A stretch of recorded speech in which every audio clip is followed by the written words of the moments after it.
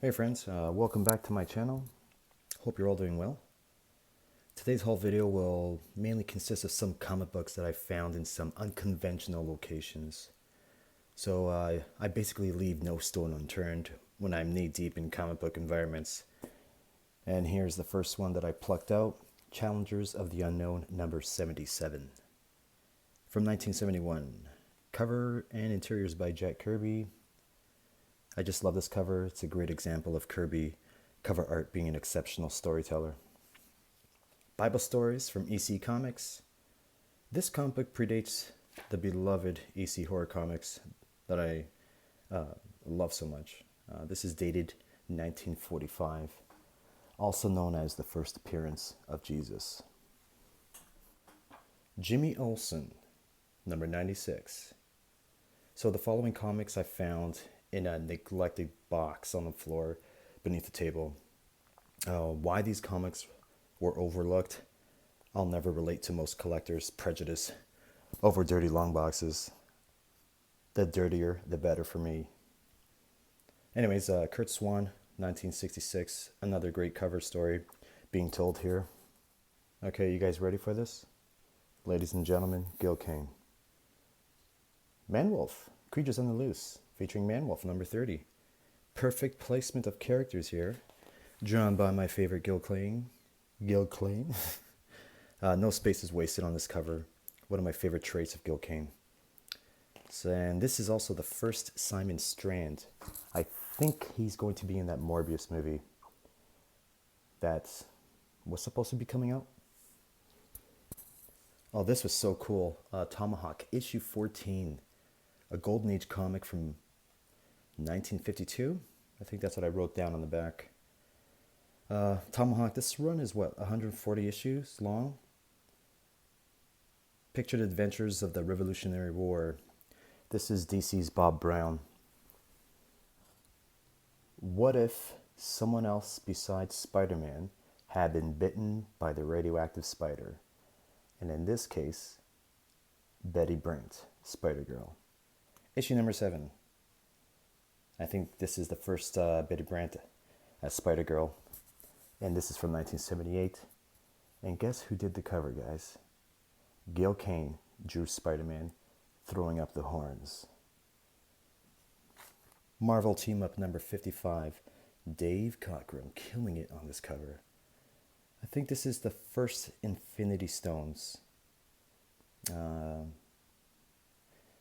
But they're not properly identified in this issue. The only time that they're, I guess, given names are in Silver Surfer number 44, volume 3. But really cool, awesome, I love that. Floating Spider-Man, it's amazing. Okay, I'm not done with the Gil Kings. Giant Size Thor, number 1, 68 big pages. All interiors done by Jack Kirby and, story by Stan Lee. Here's a Thor Annual, number 11 from 1983. First, Eitri the Dwarf. He's that blacksmith from the Avengers movie. The guy from Game of Thrones. This is a simple Bob Layton cover. Thor 345, 1984. It's the second appearance of Malekith. These books are so easy for me to find. It seems like this run of Thor has been effortless, including the minor keys and the key issues. I'm talking about the Bettery Cuecas, the Bettery Bill. Cuecas means underwears in Portuguese. Tomb of Dracula number 41, Gene Colan cover. Awesome, just a fantastic Halloween themed cover. This issue actually Dracula is brought back to life. He's resurrected. And Blade makes an appearance. And at the end, he ends up teaming up with Dracula to kill Dr. Sun. I love reading these Tomb of Draculas. The Man-Thing, number 9. Just a really gorgeous filled-in page by Plug. It's just very engaging. I love seeing that battle with Man-Thing in that haunted tree. The Flash 250, first appearance of the Golden Glider by Rich Buckler. She's Captain Cold's tag-along sister. And apparently she's in the CW TV show. Lisa something, I don't know her name. I don't watch it. Sue me. From 1975, Kong the Tamer by Byrne Wrightson. Not my favorite Wrightson piece of art, but it's by the legend nonetheless. And I've never read any issue of Kong. Oh wow, Submariner number 23. Absolutely brilliant cover done by the mirthful mistress of comics, Mary Severin. 1969, first appearance of Orca. Just incredible color of the yellow and blue. It's amazing. Beautiful layers and detailed in the back. Oh. Iron Fist Quarter Bins, number 11. Gill King cover and the Claremont and Byrne concert inside. Wrecking Crew appearance in this issue, hunting down the Thor. Not Thor, the Thor. And I found some more Luke Cages as well with that one there. Hero for Hire 16. Billy Graham cover interiors. Actually, Billy Graham did a lot of Luke Cage work and also worked on Jungle Action, the Black Panther series. He's not a household name. African-American cartoonist who played a big part in co-plotting and fleshing out the character of Luke Cage. So there were two of them beside each other. Nice reader copy. And then whatever for the bin. 1977. I think that's what I wrote in the back, but that's George Perez on the cover. Bram Velsig.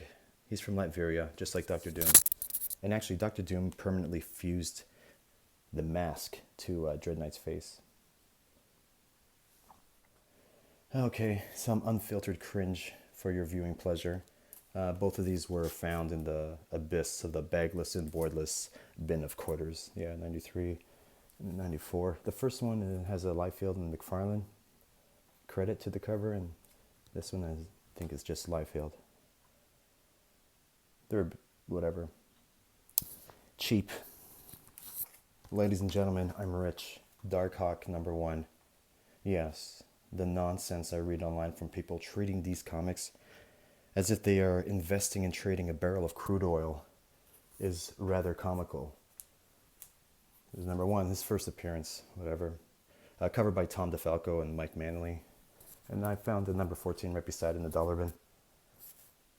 I actually like the... I did like it. Now that I'm taking a closer look, I'm not feeling it. Man, Thundercats, Wildstorm, number 1. This is a one-shot. Story by Judd Winnick. Also by Travis Scott and Al Garza. Anyways, there's 2 covers to this series. Just a one-shot. Superman ends up being a douche. Wanted to kick their ass, and then after they team up against Mumra.